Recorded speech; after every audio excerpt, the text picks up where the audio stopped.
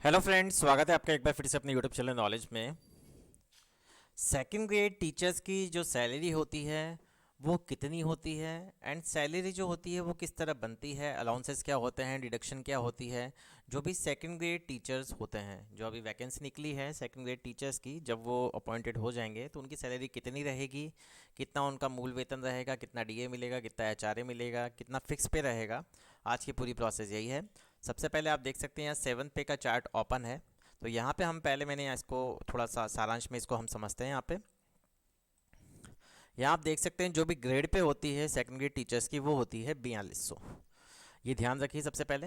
उसके बाद यहाँ आप देख सकते हैं राजस्थान द्वितीय श्रेणी अध्यापक वेतन। अब इसमें प्रोबेशन के टाइम कितना यहाँ पे इनका वेतन रहेगा। इसमें जो अलाउंसेज हैं उसमें जो सबसे पहले आपका 2 साल का प्रोबेशन का टाइम पीरियड रहता है राजस्थान में, तो उसमें बेसिक पे जो आप फिक्स होते हैं वो होती है 26,500। ये आपको विशेष रूप से ध्यान रखना है। इसमें डीए एचआरए सीसीए कुछ नहीं मिलेगा आपको 2 साल तक। केवल एक फिक्स अमाउंट पे आप फिक्स हो जाएंगे 26,500 पे। तो आपका टोटल ग्रॉस अमाउंट बन जाता है 26,500। अब बात करते हैं डिडक्शन की, जिसे हम कटौतियाँ कहते हैं। सैलरी में से कटौती कितनी होती है प्रोबेशन टाइम पे।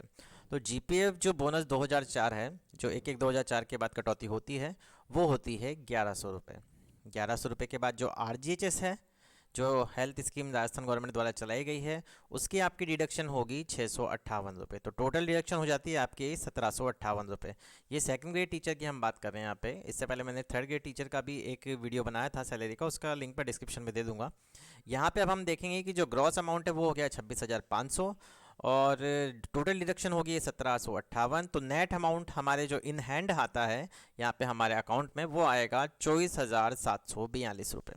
तो ये हो गई प्रोबेशन के टाइम आपको कितना पेमेंट मिलने वाला है 2 साल तक। अब इसके बाद हम बात करेंगे कि प्रोबेशन जब पूरा हो जाएगा आपके 2 साल के बाद, तो आप कितने बेसिक पे फिक्स होंगे एंड आपको डी एच आर ए किस तरह मिलेगा। अब हम बात करेंगे पहले ग्रामीण क्षेत्र की। ग्रामीण क्षेत्र और शहरी क्षेत्र इसलिए बात करते हैं क्योंकि ग्रामीण क्षेत्र और शहरी क्षेत्र में दो अंतर होते हैं।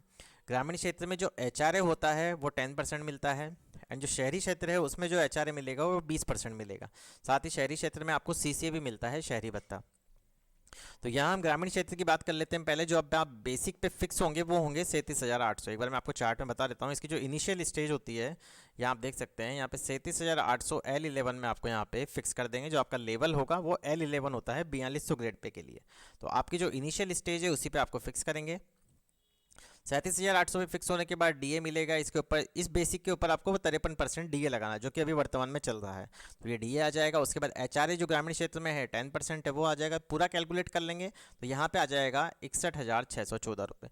जो डीए जो इंक्रीज होता है वो साल में 2 बार होता है, एक बार जनवरी में, एक बार जुलाई में। तो इस बात का मतलब आपको 2 इंक्रीमेंट तो ऐसे मिलते हैं। एक इंक्रीमेंट आपको बेसिक के ऊपर मिलता है। डीए आपके 2 बार बढ़ते हैं, बेसिक आपका एक बार जुलाई में इंक्रीज होता है। तो ये ध्यान रखें। यहाँ पे जो डिडक्शन होने वाली है आपके प्रोविजन पूरे होने के बाद, जीपीएफ की कटौती होगी 2100 रुपये, आरजीएचएस की होगी 658 रुपये, एंड स्टेट इंश्योरेंस की होगी इनिशियल स्टेज की यहाँ पे आपके हिसाब से 2200 रुपये के आसपास। तो आपको ये ध्यान रखना है यहाँ पे। इसके बाद आपका ग्रॉस अमाउंट बनता है 61,614 रुपये। Total deduction 4,958। यहाँ पे इसको जोड़ लेंगे डिडक्शंस को, एंड नेट अमाउंट आपका हो जाएगा, इसको हम माइनस कर देंगे यहाँ पे, जो भी हमें ग्रामीण क्षेत्र का जो भी हमारा ग्रॉस अमाउंट बना है, एंड जो टोटल डिडक्शन है 4,958 माइनस करके आपके जो इन हैंड सैलरी आएगी वो आएगी 56,656 रुपये। तो ये 2 साल जब आपके प्रोबेशन के कंप्लीट हो जाएंगे, तो अब आप देखेंगे कितना अंतर आ जाता है। प्रोबेशन पीरियड में हमें मिल रहे थे सिर्फ 24,742 रुपये। प्रोबेशन कंप्लीट होने के बाद हमें जो वेतन मिल रहा है वो मिलेगा 56,656 रुपये। अब बात करते हैं हम शहरी क्षेत्र की। शहरी क्षेत्र में मान लीजिए हमारी पोस्टिंग हुई है, तो हमें कितने वेतन का डिफरेंस आता है। यहाँ पे आप देख सकते हैं अलाउंसेज में। अब जो यहाँ पे एचआरए मैंने 20% लिखा है, क्योंकि पहले जो 10% था शहरी क्षेत्र में आके वो 20% हो जाएगा। एंड जो सीसीए ये मैंने कोटा डिस्ट्रिक्ट के हिसाब से लिखा है। यहाँ पे जयपुर में केवल इसका अमाउंट इंक्रीज हो जाता है। तो बेसिक पे आज की वही रहेगी, same as it is, DA वही रहेगा। एचआरए में इंक्रीज हो जाएगा। पहले एचआरए आ रहा था यहाँ पे 10% में 3780 रुपये, अब आ रहा है यहाँ पे आप देख सकते हैं 7,560 रुपये। सीसी आपको मिल रहा है 620 रुपये। ग्रॉस अमाउंट आपका हो जाएगा 66,014 रुपये। एंड जो आपकी डिडक्शन होने वाली है वो होगी जीपीएफ 2004 में 2100 रुपये की, आरजीएचएस में 658, ऐसा ही आपका सेम वही कटेगा 2200 रुपये। तो टोटल डिडक्शन हो जाएगी आपकी यहाँ पे 4,958 रुपये। अब आपको नेट अमाउंट यहाँ पे देखना है। नेट अमाउंट आपका बचेगा 66,014 में से हम ये टोटल डिडक्शन माइनस कर देंगे तो बचेगा हमारे पास 61,056 रुपये। तो आप देख सकते हैं कितना अंतर आया है। पहले 56 थी यहाँ पे ग्रामीण क्षेत्र में, 56,656, एंड यहाँ पे नेट अमाउंट में हमें जो शहरी क्षेत्र में अमाउंट मिल रहा है 61,056। तो बहुत ज़्यादा डिफरेंस है, 4-5 हज़ार का अंतर आता ही है। तो अब हम बात करेंगे कि जब एम्प्लॉय का 2 वर्ष का प्रोबेशन पूर्ण हो जाएगा, उसके बाद जो उसका फर्स्ट इंक्रीमेंट लगेगा तो उसका वेतन कितना हो जाएगा। यहाँ पे हम देखते हैं प्रथम वेतन वृद्धि के बाद वेतन। यहाँ हम केवल शहरी क्षेत्र की बात करते हैं क्योंकि मैंने ग्रामीण और शहरी का अंतर बता दिया आपको। HRA 10% हो जाता है और CC आ जाता है। यहाँ पे बेसिक में आपके 37,800 पहले आप फिक्स हुए थे, तो बेसिक में आपके 38,900 आ जाएगा। यहाँ पे चार्ट में देखिए आप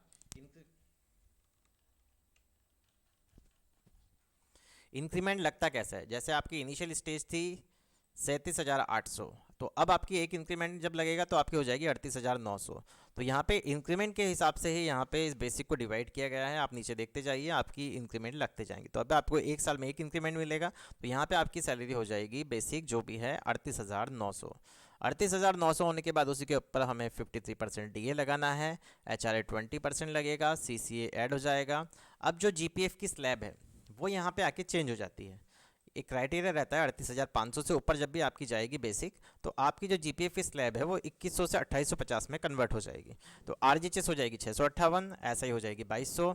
SI आप आपके अकॉर्डिंग भी कटवा सकते हैं। एंड ऐसे एम्प्लॉय जिनकी पोस्टिंग जनवरी फरवरी में हुई है तो वो मार्च में अपनी डिडक्शन ऐसा ही करवा सकते हैं। बट अगर जिनकी पोस्टिंग जुलाई में होती है तो 2 साल बाद उनका प्रोबेशन पूरा होता है, तो नेक्स्ट जब मार्च आएगा तभी वो अपनी SI की डिडक्शन करवा सकते हैं। तो ग्रॉस अमाउंट आपका यहाँ पर बनेगा, सारा टोटल कर लेंगे तो 67,917, total deduction 5,708, net amount 67,917 minus यहाँ पे हम यहाँ कर देंगे डिडक्शन, एंड यहाँ पे हमें पास ये अमाउंट आ जाएगा।